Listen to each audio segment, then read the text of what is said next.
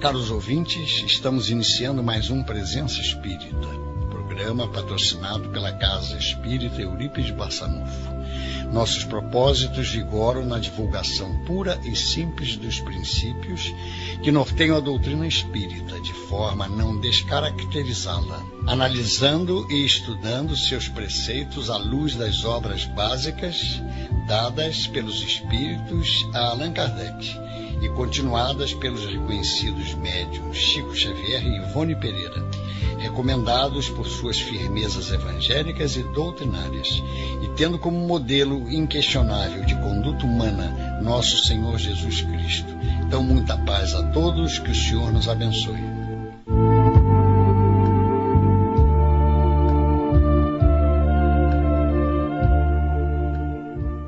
Caros amigos, estamos iniciando mais um Presença Espírita. Sou o Gilson e temos a pretensão, o desejo de estudarmos a doutrina, conforme fazemos todas as sextas-feiras, às 22 horas, programa patrocinado pela nossa Casa Espírita, Eurípides Barçanufo, que todos já conhecem, né? Existe uma ordenação ética na vida, no universo inteiro, que não é resultante de um mecanismo inaceitável de punições eternas ou recompensas imerecidas. Isto é, ninguém sofre por ter cometido erros, deslizes durante a vida, ninguém vai sofrer de forma eterna ao desencarnar. O Espiritismo nos ensina isto. Aliás, os espíritos que desencarnaram, que perderam o corpo, que ensinaram essa teoria, ensinaram essa verdade espiritual no tempo de Allan Kardec, que se utilizou de vários médiuns e ele codificou a doutrina espírita.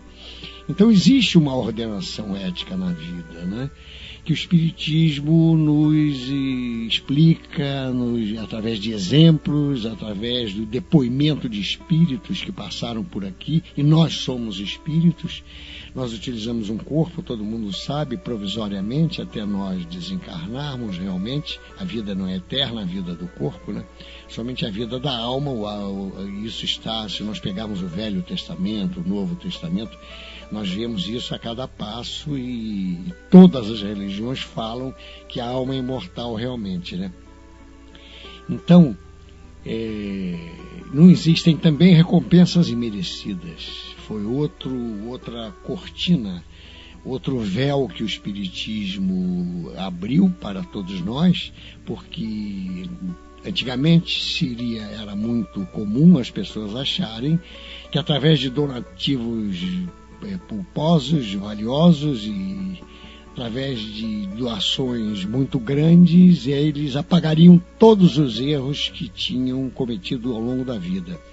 E com isso teriam um lugar garantido no céu. É diferente, completamente diferente. Existem dispositivos conscienciais arrumados por Deus, que são mecanismos de vida, né? E que nós teremos que sofrer bem, quer dizer, passar bem ou passar mal, dependendo do nosso procedimento, daquilo que fazemos ao longo da vida, né? Esses dispositivos conscienciais automaticamente nos suscitam os impulsos corretivos quando erramos, ou uma crescente sensação de paz e plenitude espiritual à medida em que vamos adotando melhores padrões de conhecimento e de procedimento, padrões de procedimento. Então a vida é isso, né? Então o Espiritismo fala isso. Perguntaram de certa feita a Allan Kardec quais eram as fases, os espíritos que deram essa informação a Allan Kardec, quais eram as fases do Espiritismo. em que fase nós estaríamos. Então ele disse que as ideias espíritas apresentam 3 períodos distantes. Primeiro foi o período da curiosidade provocado pela estranheza dos fenômenos. Os fenômenos começaram, todos nós sabemos, as mesas girantes, os fenômenos de Hydesville na América, né, com as irmãs Fox. Então houve uma explosão fenomênica naquela época, e quem provocava esses fenômenos, os seres que provocavam esses fenômenos, perguntados, eles disseram que eram os espíritos, que eram a alma das pessoas que tinham vivido aqui na Terra. Então esse foi o primeiro período, né? Foi o período da fenomenologia. O segundo período é o do raciocínio e o da filosofia, quer dizer, da busca da sabedoria, de quem sou eu, o que eu estou fazendo aqui na Terra, de onde eu vim e para onde eu vou. Quer dizer, são questões filosóficas que nós espíritas nos questionamos, qualquer pessoa, qualquer um de nós. Eu me lembro que eu era adolescente e uma das coisas que me importunava, uma das coisas que me atormentava era o pensamento acerca da existência do mal. Por que as pessoas se matavam umas às outras? E quando morria, o que acontecia? Nós íamos ficar dormindo eternamente?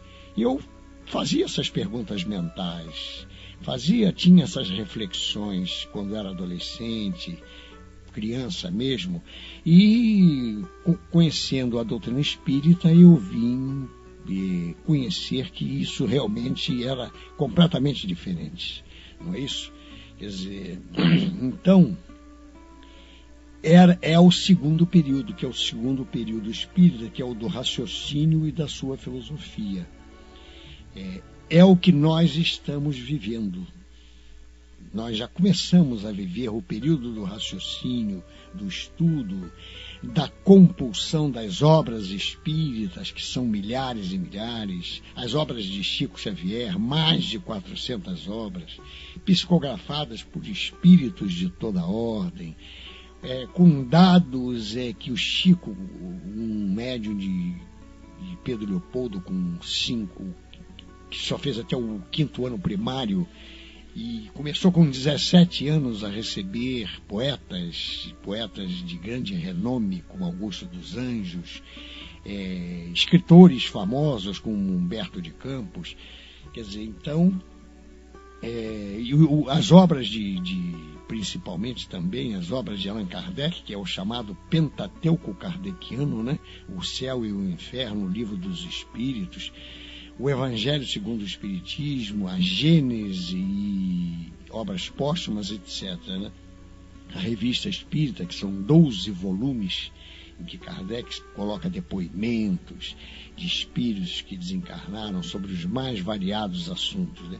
E mais tarde virá o terceiro período esse que é da aplicação integral dos princípios espíritas, que nós já estamos fazendo um esforço para aplicá-los, né, na vida, no cotidiano. Mas um dia está perto, se Deus quiser, nós vamos aplicar, né? Porque existe, meus irmãos, o Espiritismo está sendo cada vez mais conhecido de todas as pessoas, né? Nós podemos lembrar aqui a todos que, por exemplo, no meio televisivo, nas emissoras de televisão, Rede Globo, por exemplo, nas outras, praticamente a totalidade dos artistas, dos componentes, dos trabalhadores dessas TVs, eles acreditam na reencarnação. Todos eles. Nós temos amigos que são trabalhadores da Rede Globo, temos amigos jornalistas, e eles falam que todos aceitam a reencarnação. Isto é, então, é um ângulo do espiritismo, né? Agora, então, os centros espíritas, eles estão sendo objeto de uma frequência, eles estão sofrendo uma frequência muito grande de pessoas que estão correndo para os centros em face do sofrimento humano, em face da busca de consolação, e desejando realmente explicações por que estão sofrendo, porque nós sabemos a vida que nós estamos vivendo no momento é uma vida de decepções, uma vida de fatos dolorosos que se repetem praticamente aqui no nosso país, que é um país abençoado, graças a Deus, todos eles são, mas é um país em que a violência aqui está graçando de uma forma muito, até no cotidiano, diariamente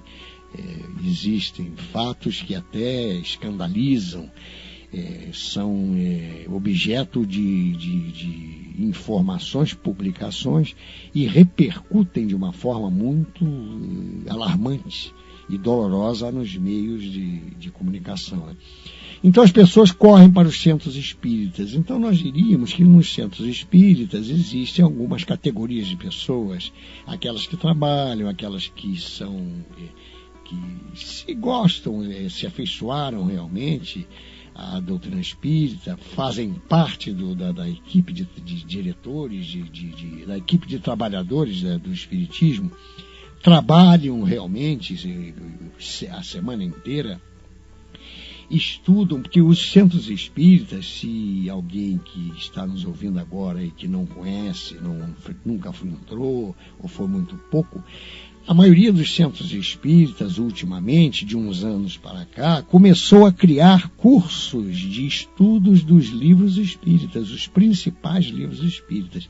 Então nós temos na nossa casa, a Casa Espírita, Eurípides Barçanufo, nós temos cursos regulares, que são aulas, vamos assim nos expressar, de 1h30, em dia certo, hora certa, quer dizer, uma vez por semana, de estudo do Livro dos Espíritos, o Evangelho segundo o Espiritismo, o Céu e o Inferno, todas as outras obras de Allan Kardec. Temos alguns cursos no Nosso Lar, de André Luiz, que foi um espírito que deu esse livro pelo Chico. Temos cursos de obras de Leon Denis, e todos os outros centros fazem isso. Nós podemos citar, por exemplo, o Centro Espírita Leon Denis, em Bento Ribeiro, que é muito conhecido da família espírita aqui do Rio de Janeiro. É um centro que se especializou, dentre outras tarefas, em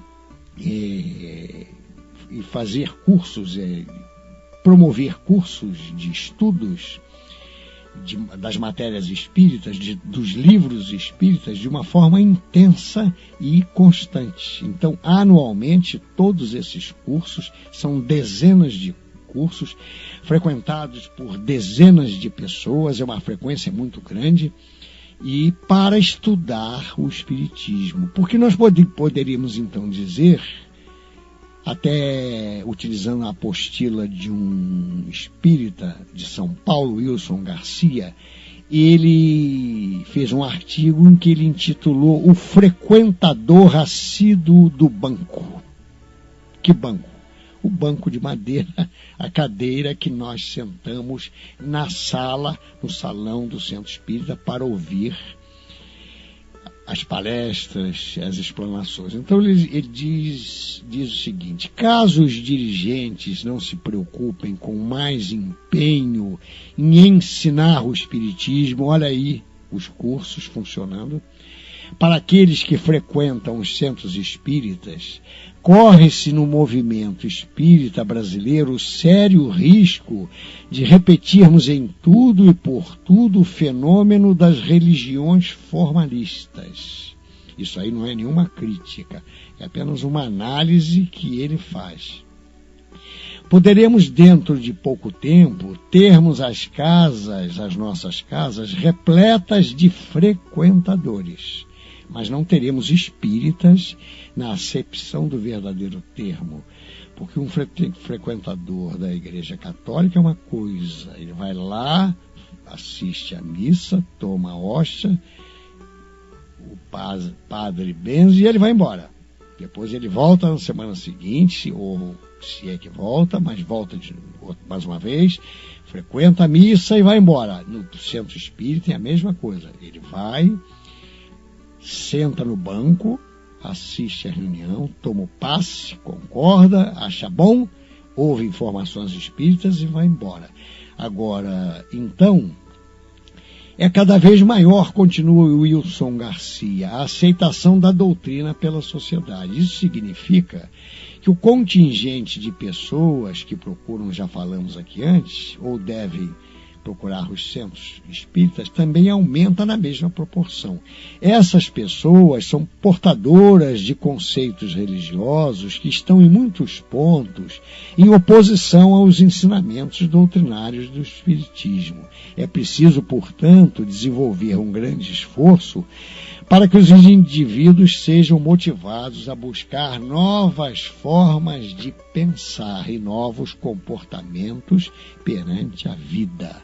Nós falamos no início que nós estamos vivendo a segunda fase do Espiritismo, isto é, da sua aplicação. E isso é que ele quis dizer, né?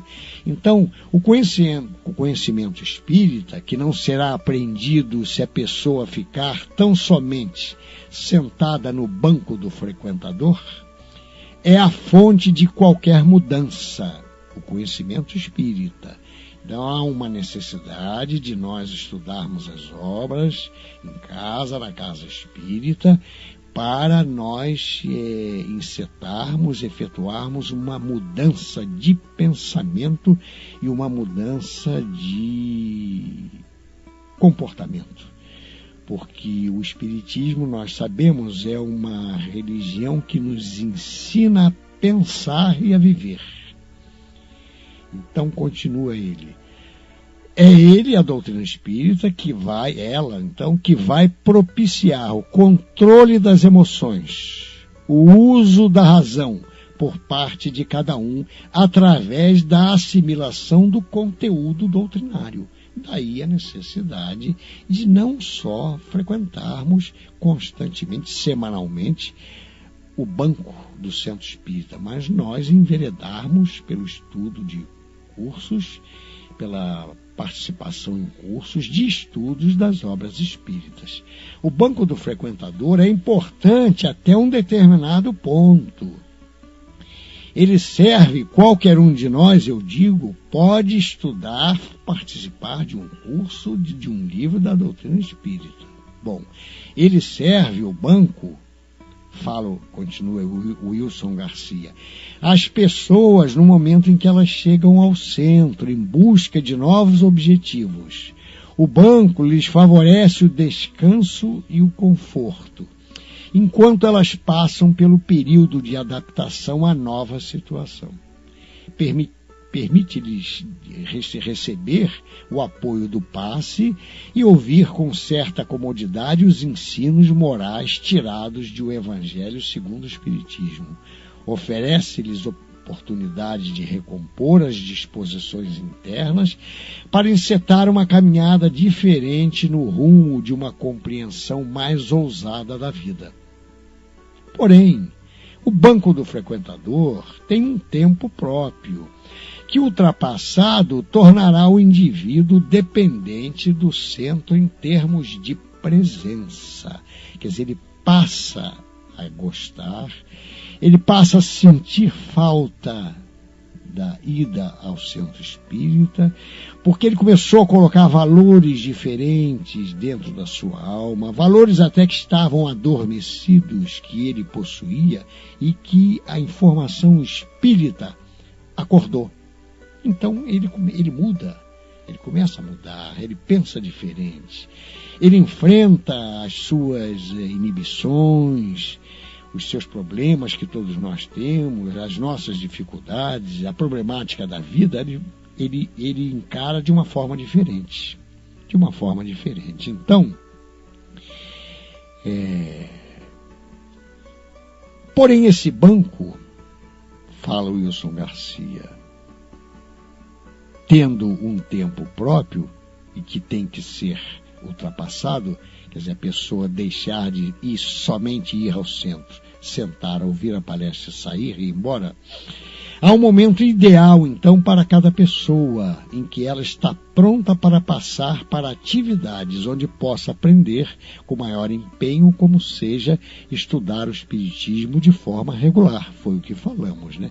Ultrapassado esse momento, a pessoa vai se acomodando ao banco, ajustando-se ao seu conforto relativo, até chegar ao ponto de não desejar nada além dele. Isso é para as pessoas que só vão sentar-se no banco, lustrar o banco, não é?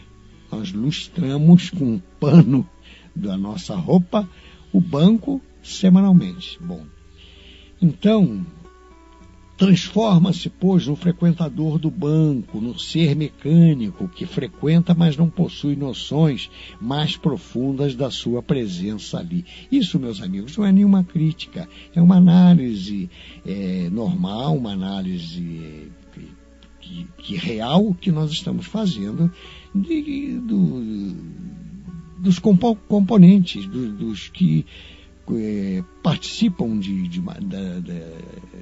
da frequência de uma assembleia dos centros espíritas. Isso acontece também em todas as outras religiões. Bom, a multiplicação desse tipo de frequentador vai dar contornos de semelhança, é o que falamos há pouco, entre o centro espírita e os templos das outras religiões, onde, infelizmente, se encontram muito mais adeptos do banco do que aprendizes da verdade eterna. E nada pior para um centro espírita do que possuir essa semelhança. Ao chegar a isso, ele estará com toda certeza distante dos requisitos doutrinários e, portanto, favorecendo o descaminho do movimento espírita. Porque é muito comum entre nós, o brasileiro, ele tem a concepção de que ele tem que saber tudo, que ele é a população do eu acho, do chamado achismo. Então alguém faz uma pergunta de caráter doutrinário, uma pergunta espírita. Então, quando ela faz a pergunta, muitos de nós entendem que tem a obrigação de responder.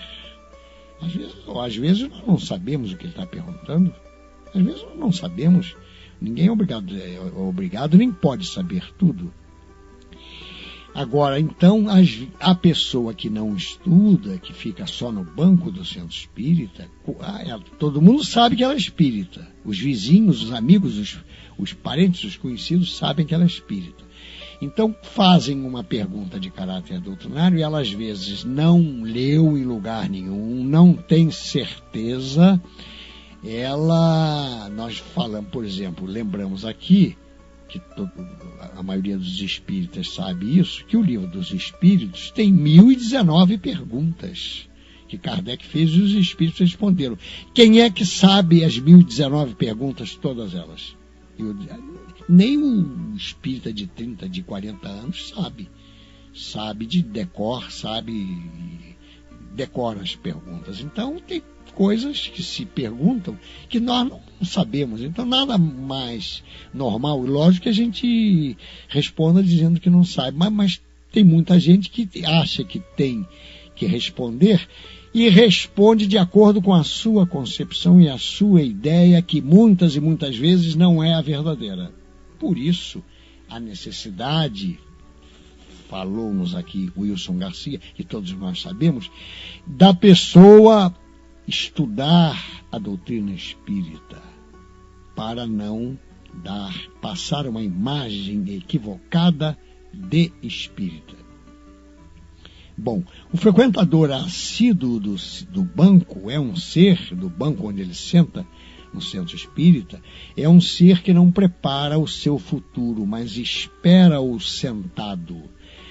É um indivíduo inerte quanto às realizações, mas esperançoso da mão santificada dos espíritos, confiante que ela vai conduzi-lo a um porto seguro. Não é bem assim. Nós é que temos que dar os passos em busca da nossa libertação, do nosso entendimento e do nosso progresso espiritual, né? Continuando, é presença garantida o frequentador do banco nas palestras públicas e nos eventos diversos. Detém da doutrina a informação consoladora, solidificada pelos passes que quase sempre lhe fazem muito bem, mas não possui praticamente nenhum conhecimento mais amplo. É o ser que faz o número, que ajuda na quantidade de presenças e que pode levar o dirigente a sentir-se valorizado por conseguir lotar a casa espírita. E com certeza será o espírita de amanhã a pedir ajuda, quem sabe na própria casa, pelo tempo que passou ali, que não aproveitou muito através dos estudos. Isso não é nenhuma crítica, é apenas uma análise, e eu creio que todos que estão nos ouvindo, vão concordar com o que estamos falando aqui, né? Só o conhecimento doutrinário, então, distribuído de forma constante e natural na casa espírita, poderá livrar a casa, o centro, de vir a ser no futuro a semelhança física dos templos formalistas. Nesse ponto, portanto, chega-se à conclusão de que o ensino do Espiritismo é a principal atividade do centro espírita. Muito tempo se perde com atividades que deveriam ser consideradas secundárias e que possuem valor na medida em que servem à sociedade e àqueles que a praticam. Elas, porém, não podem ser consideradas prioritárias, exatamente porque não realizam o trabalho de conhecimento que liberta e transforma, coisa que só o ensino poderá realizar.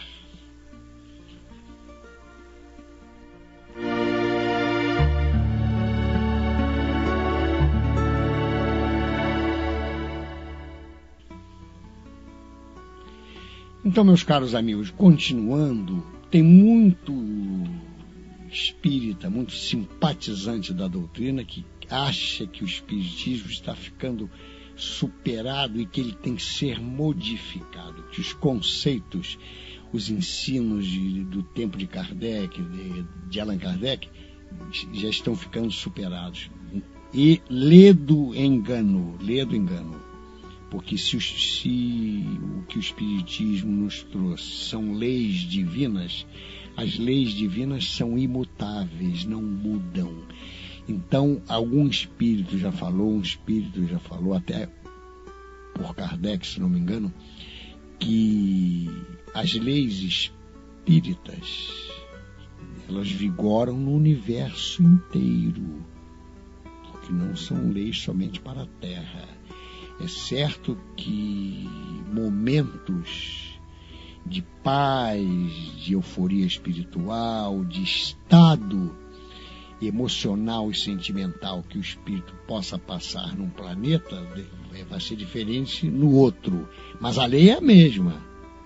Ele praticou a lei de Deus, que é a mesma aqui e lá. Bom, então perguntaram uma vez a Chico, num programa de televisão: Chico, a doutrina de Kardec continua válida, é ainda atual ou já está sendo superada? A resposta de Chico Xavier: eu não vejo qualquer ideia de superação de Kardec nos dias de hoje. Até mesmo a discutida página sobre duelos, que está no Evangelho segundo o Espiritismo, porque ele foi confeccionado na época que os duelos eram permitidos, as pessoas se duelavam.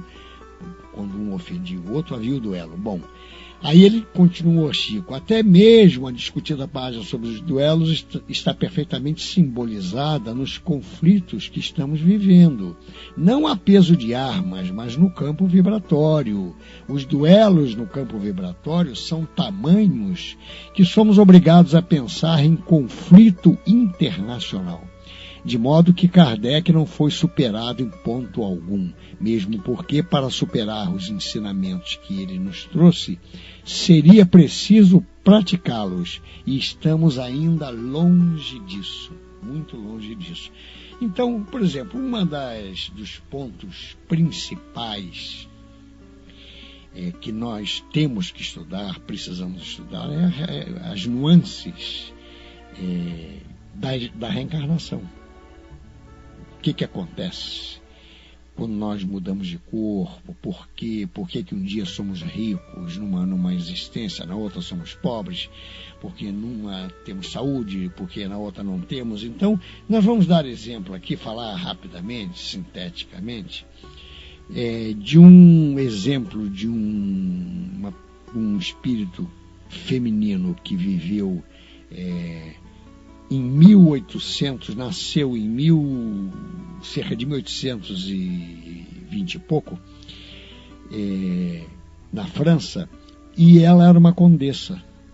Ela fazia parte da realeza daquela época, né? Era bela, jovem, rica e de estirpe ilustre. Bom, morreu cedo, morreu com 36 anos.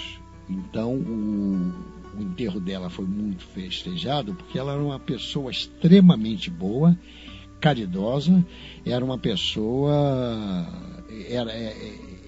ela era condessa, o nome dela era Paula, ela intitulou aqui na comunicação que ela deu de Condessa Paula.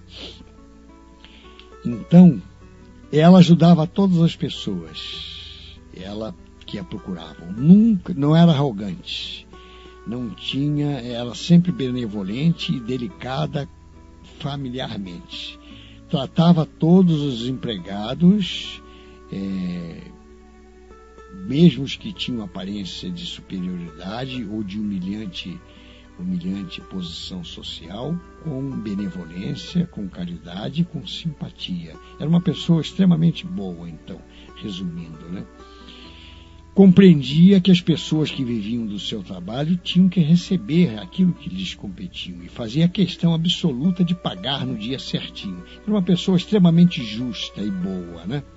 Jamais reteve o pagamento de um salário de alguém. Bom, a simples ideia de que alguém pudesse experimentar uma privação por sua causa causava-lhe um remorso de consciência muito grande.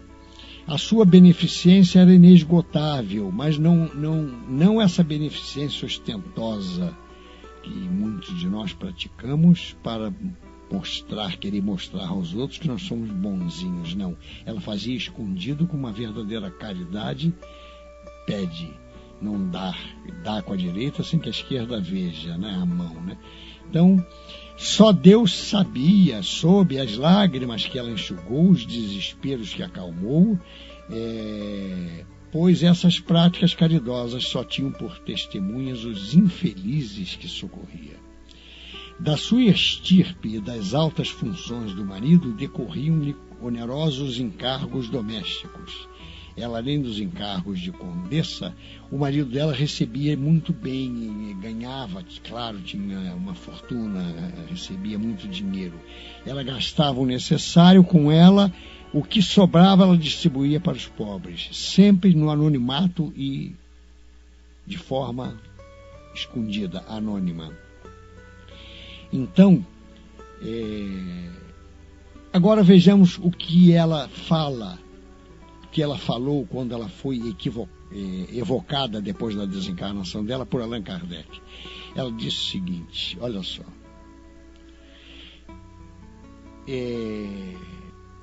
Não foi sem muitas lutas, sofrimentos e dificuldades que eu alcancei a posição que ora ocupo. Ela estava no plano espiritual, numa posição extremamente feliz, numa posição de paz total, numa posição espiritual das melhores, invejável até. Mas ela fala, não foi sem lutas, etc., que alcancei essa posição. E fiquei ciente de que a minha última existência como Condessa Paula, por mais meritória que porventura lhe pareça, não era por si só e há tanto suficiente. Aí, o que ela fez para se transformar, para ser aquela condessa boa, que teve uma vida evangelizada, de caridade para com o próximo, uma vida realmente irrepreensível. O que ela fez? Olha o que ela relata aqui. Em várias existências, em várias reencarnações, então, passei por provas de trabalho e miséria que voluntariamente havia escolhido. Então ela havia escolhido, isso está no capítulo Escolha das Provas, várias existências de muito sofrimento e de muita dificuldade, né? Então, por que ela fez isso? Para fortalecer e depurar o seu espírito. Então, dessas provas, teve a dita de triunfar, vindo a faltar, entanto, uma, porventura de todas a mais perigosa, a da fortuna. Quer dizer, uma vida com dinheiro, uma vida dos ricos. Então, ela veio como condessa, um bem-estar material, sem sombras de desgostos, dificuldades, etc. Nessa constituía o perigo, o rico, né? Bom, a riqueza. Antes de o tentar, essa existência, fala a condessa, quis sentir-se forte para não sucumbir. Então, ela teve várias existências de sofrimento e de dificuldade financeira extrema, muito grande. Bom, então, foi dessa maneira, quer dizer, de uma forma experimental, vivendo encarnações, e é assim que o espírito se prepara. É assim que nós nos preparamos. Por exemplo, aquele que é orgulhoso, que tem várias existências em que o orgulho predomina a sua personalidade. Ele reconhece isto, sofre por causa disso. Então ele escolhe existências, às vezes, seguidas de extrema humilhação, de anonimato social, de grandes lutas para conseguir o pão de cada dia, para dobrar o seu orgulho, para começar a amealhar no seu espírito, como equipamento espiritual, que depois que nós colocamos esses valores no nosso espírito, na essência da nossa alma, nós não perdemos mais. Quer dizer, a pessoa que tem um determinado valor, um exemplo, que não é dada a furto, ela já superou esse hábito. Você pode botar bilhões de dólares de dinheiro na frente dela, que ela não vai furtar, porque ela já não é mais hábito, ela já não pratica mais esse tipo de coisa. Então, assim foi a Condessa Paula, que vocês podem ler no livro O Céu e o Inferno, no capítulo cujo título é Espíritos Felizes, que é uma obra de Allan Kardec. Então, meus amigos, citando esse exemplo e falando dessa maneira, nós sentimos a necessidade do estudo, aquilo que falamos no início da nossa fala no programa, né? Que é a necessidade do estudo nos centros espíritas, e que, graças a Deus, os centros agora estão realmente dando uma ênfase muito grande aos cursos, nos livros, aos estudos, e que espiritismo é estudo e trabalho. Isso é uma síntese, um binômio que realmente nós não podemos fugir. Trabalho para melhorar os nossos sentimentos, melhorar as nossas emoções. O trabalho, a custa do trabalho. O trabalho desenvolve a nossa inteligência, a capacidade de discernir as coisas, de raciocinar acerca dos fatos que estão nos acontecendo.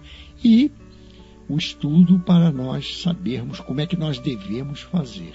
Então, meus amigos, nós encerramos aqui esta primeira parte, vamos para um intervalo e em seguida vamos falar sobre Chico Xavier e as suas poesias. Este é o programa Presença Espírita, patrocinado pela Casa Espírita Eurípides Barçanufo, situada na Rua Gazeta da Tarde, número 235, na Taquara, em Jacarepaguá. CEP 22.715-100. Nossos telefones 2446-8108 e 2446-3922.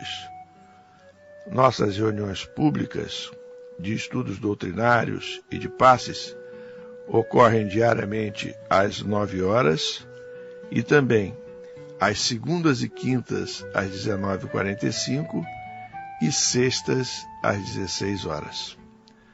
Também temos reuniões públicas de estudos doutrinários e passes no Núcleo Chico Xavier, prolongamento da nossa casa, que se situa na Rua Batista Caetano, número 44, no Anil, também em Jacarepaguá.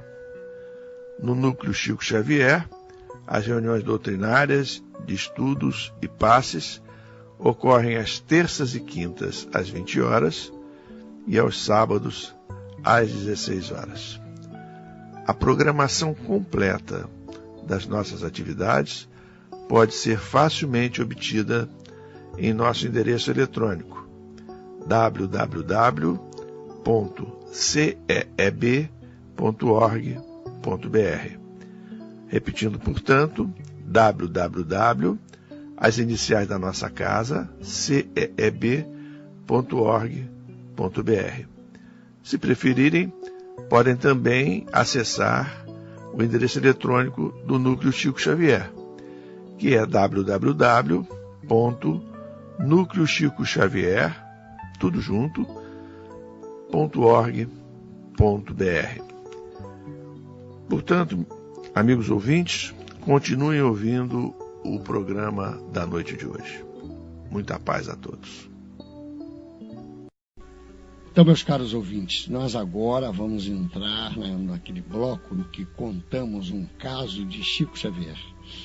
O da noite de hoje é de uma figura chamada Jorge, de um homem chamado Jorge, que nós vamos descrever para vocês terem uma ideia. Quem era Jorge e quem era Chico Xavier? Bom, ele vinha sempre com passos cansados, o andar trôpego, a fisionomia abatida, mas seus olhos brilhavam à medida que se aproximava do Chico.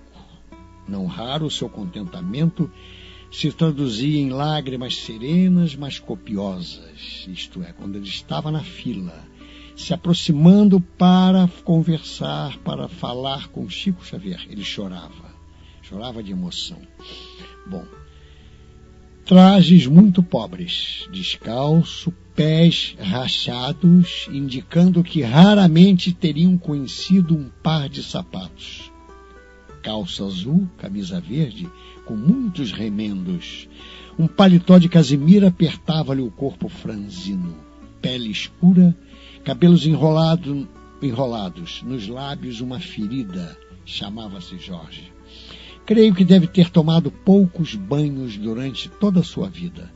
Quando se aproximava, seu corpo magro, sofrido e mal alimentado exalava um odor desagradável. Em sua boca, alguns raros tocos de dentes, totalmente apodrecidos.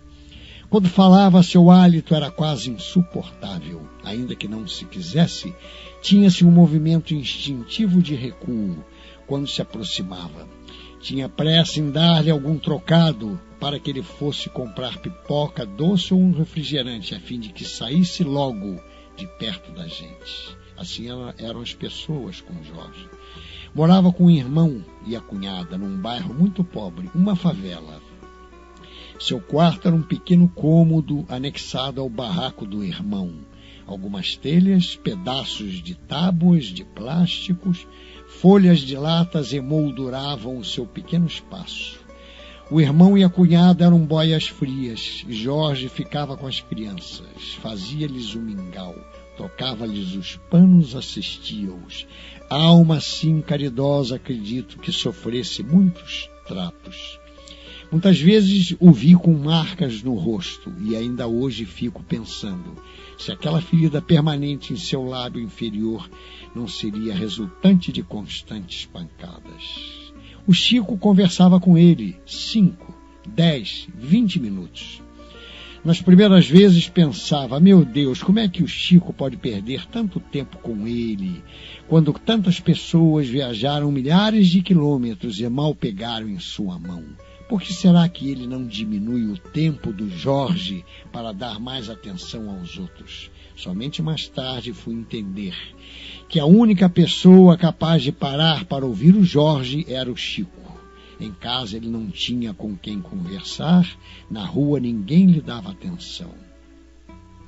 Quase todas as vezes em que lá estava, ele estava também. Assim, por alguns anos, habituei-me a ver aquele estranho personagem que aos poucos foi me cativando.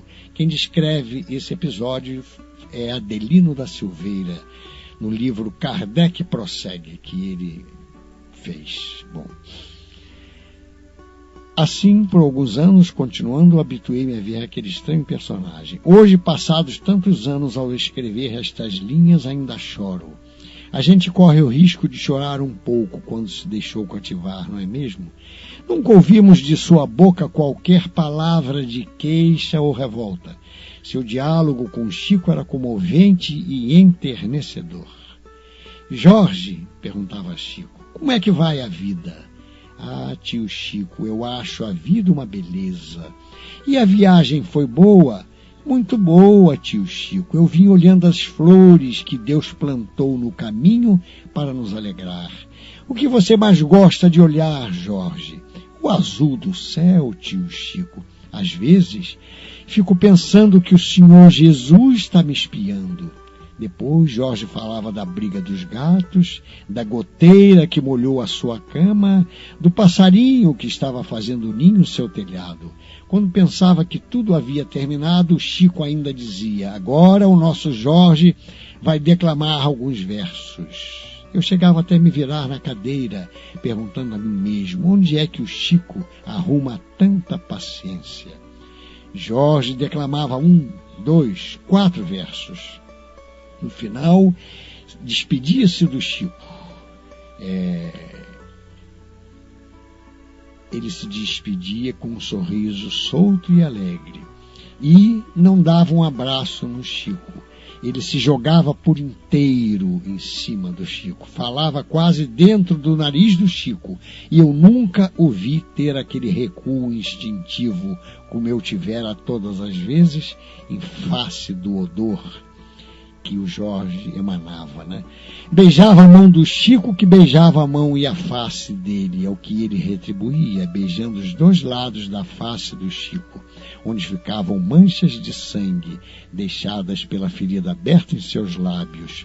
Nunca vi o Chico se limpar na presença dele, nem depois que ele se tivesse ido. Eu, que muitas vezes, ao chegar à casa dele, molhava um pano e limpava o que passamos a chamar carinhosamente de o beijo do Jorge. Não saberia dizer quantas vezes pensei em levar um presente ao Jorge, uma camisa, um par de sapatos, um blusão. Infelizmente não fui adiando, o tempo passando, acabei por não levar nada, porque Jorge tinha desencarnado. O Jorge desencarnou numa madrugada fria, completamente só em seu quarto, esquecido do mundo, esquecido de todos, mas não de Deus. Contou-me o Chico que foi este nosso irmão, de pele escura, cabelos enrolados, ferida nos lábios, pés rachados, mau cheiro, mau hálito, que ao desencarnar, nosso Senhor Jesus Cristo veio pessoalmente buscar. Entrou naquele quarto de terra batida, retirou Jorge do corpo magro e sofrido, envolto em trapos imundos, aconchegou-o de encontro ao peito e voou com ele para o espaço, como se carregasse o mais querido dos seus filhos. Estarei convosco até o fim dos séculos, não vos deixarei órfãos. Ele não faria uma promessa que não pudesse cumprir. Esse caso é muito bonito e tocante, né? Agora, para encerrar, os versinhos que Chico Xavier recebia dos poetas pela sua psicografia. De Marcelo Gama, para quem ama o trabalho, a morte em si vem a ser uma luz lembrando o dia no instante da alvorada. Amo o trabalho no mundo, por mais desgostos te traga. O espírito vagabundo procura a cabeça vaga. Lulu Parola. Vi hoje a felicidade, ela sorria a caminho, na mãe pobre que encontrara um pão para o seu filhinho. Antônio de Castro. Não digas que amas a Deus sem serviço à humanidade. Deus traz as mãos invisíveis nos braços da caridade. Alberto Souza. O bom conselho onde estou, de sentimento conciso, é aquilo que sempre dou pensando no que preciso. Orlando Candelária.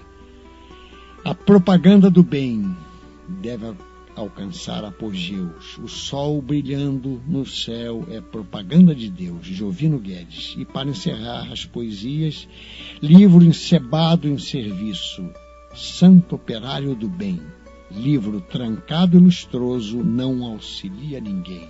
Juca Muniz. Então, meus amigos, nós procuramos no programa de hoje falar acerca do valor, da grandeza da doutrina espírita, acerca dos elementos que ela fornece para estudarmos a nossa alma, para estudar como nós devemos viver, para saber como nós devemos pensar, porque o Espiritismo nos ensina a viver e a pensar, né?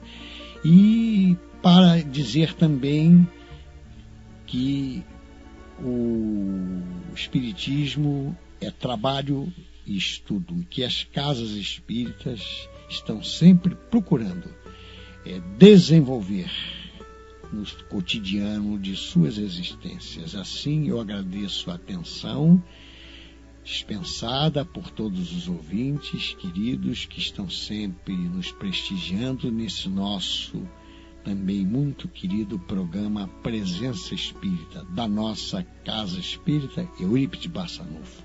Muita paz, que o Senhor nos abençoe.